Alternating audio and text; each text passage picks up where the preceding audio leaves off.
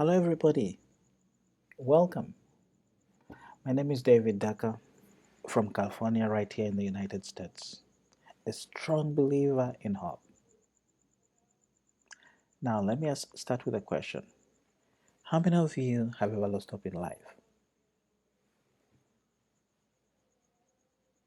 I have, and I know what it means. Well, tonight, I'm here to share a little bit of my story. While I was a little boy,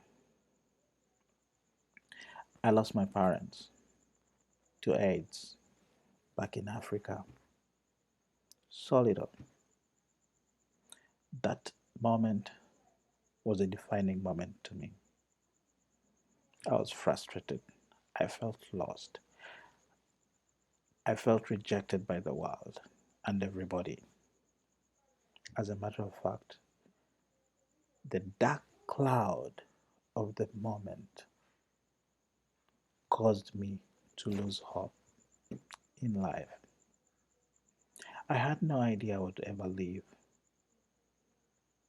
4 years after that. What happened? Let me tell you. When my parents died as a little boy, I, I could not go to school. That's number one. Number two, I had no home to go.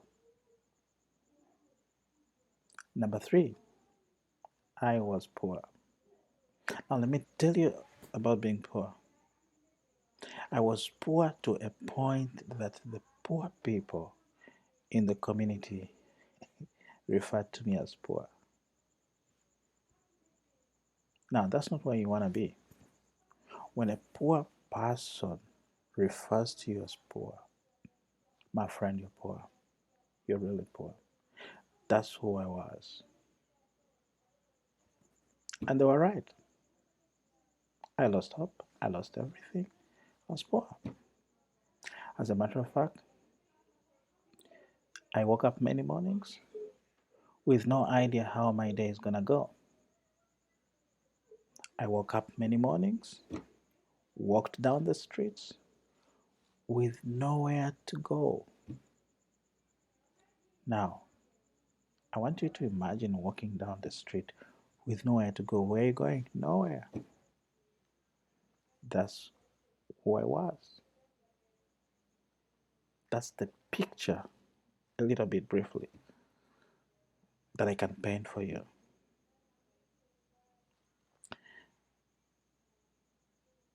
A homeless person in Africa is way different from a homeless person in the United States. And guess what? I was the homeless in Africa. No hope. One day, a friend of mine invited me to church to pray. My mom did everything. She prayed for me before. She provided everything. I didn't know how to pray. I didn't know how to pray. I struggled. I remember the first time I entered the church, everybody was praising and worshiping and singing songs of praise. I was sad. I had no hope. I felt nobody in the building didn't know and understand my story. Now, this is a place that I have come to find hope, but I couldn't find hope at the moment. Over days, I tried to learn how to pray and read the Bible. I will forever remember my first scripture that I read in the Bible. That is in 1 Thessalonians chapter 5, verse 16, for those of you that know the Bible. And the scripture said, Give thanks in everything. Come on. My mother died 2.5 months after my father. The Bible is telling me to give thanks in everything. That didn't make sense to me. I couldn't understand it. I am looking for hope. I'm looking for hope in the Bible. And this is what the Bible is telling me. I felt frustrated.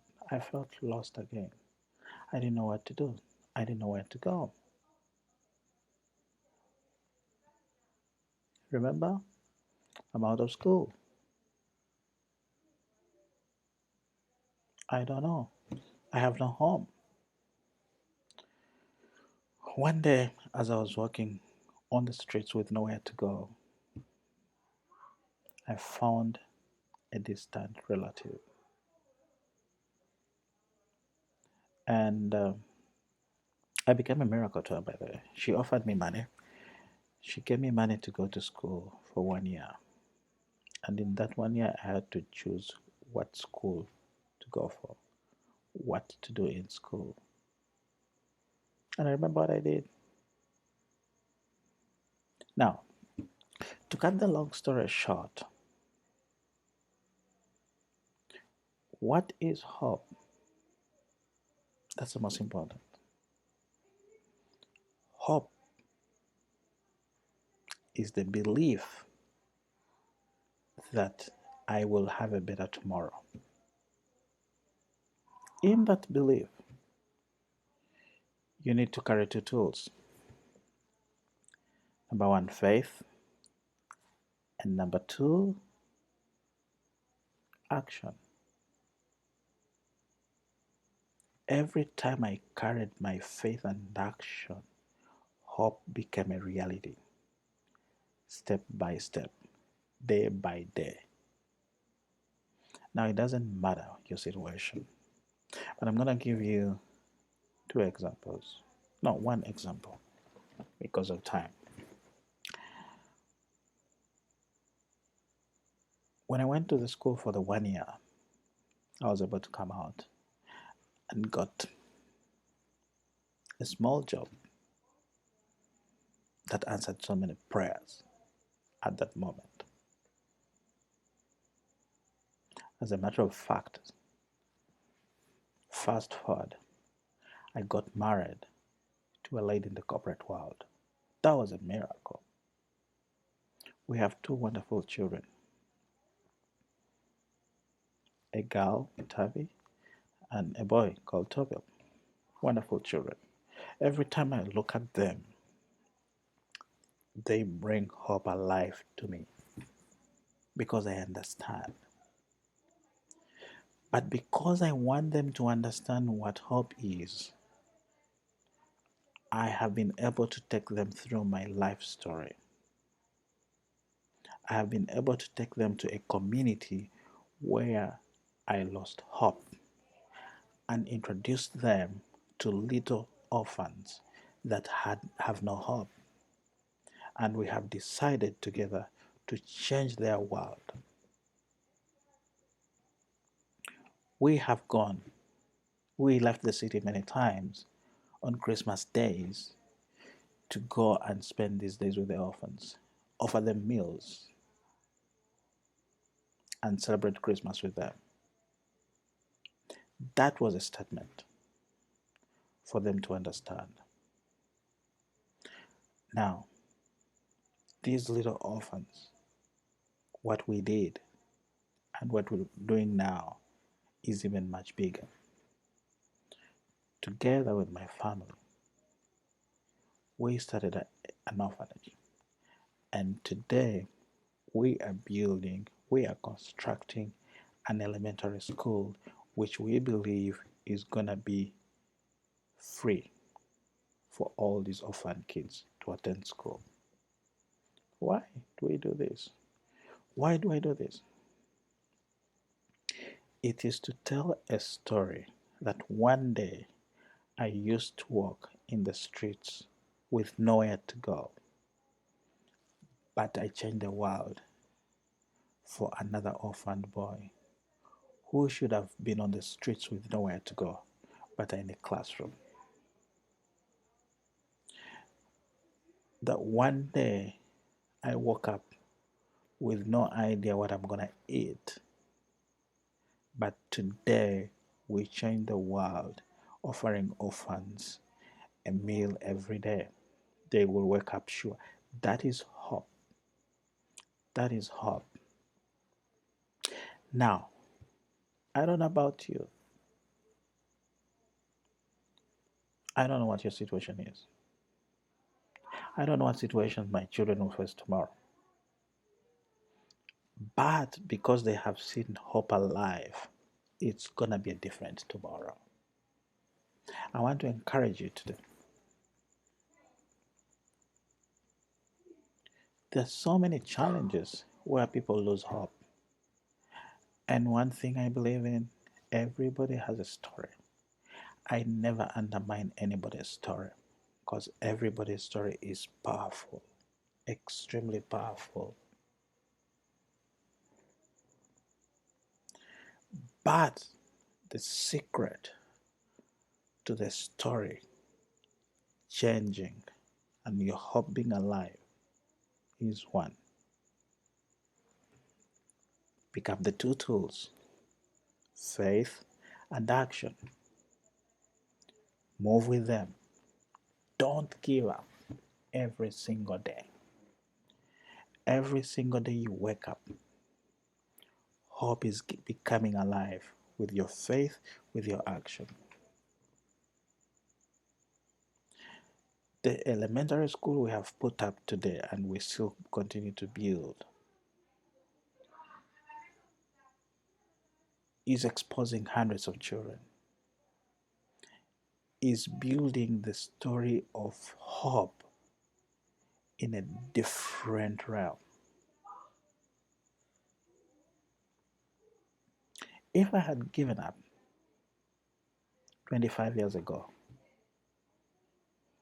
these orphans would, I don't know where they would be. If I had given up, I wouldn't have my own children. They'll be nowhere. But now it's a different world. They understand what faith is, they understand what hope is. I am so happy, I am so excited to share my story that it brings hope alive in so many families. We have spoken to so many people around the world, and guess what? Every time we speak, many people think their story was the worst.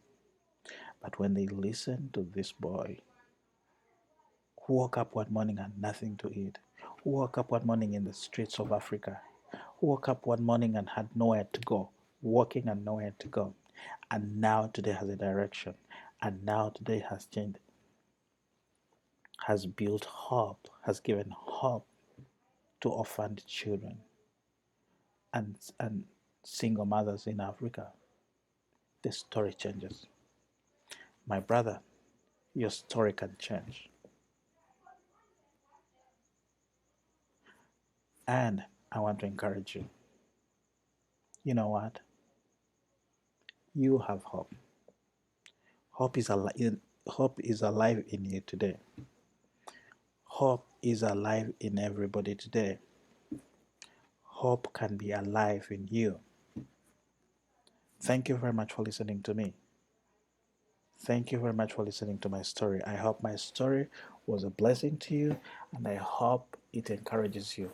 I hope it brings hope alive in your life. Once again, my name is David Delka. I'll be so excited to be back again. Thank you very much, and God bless you.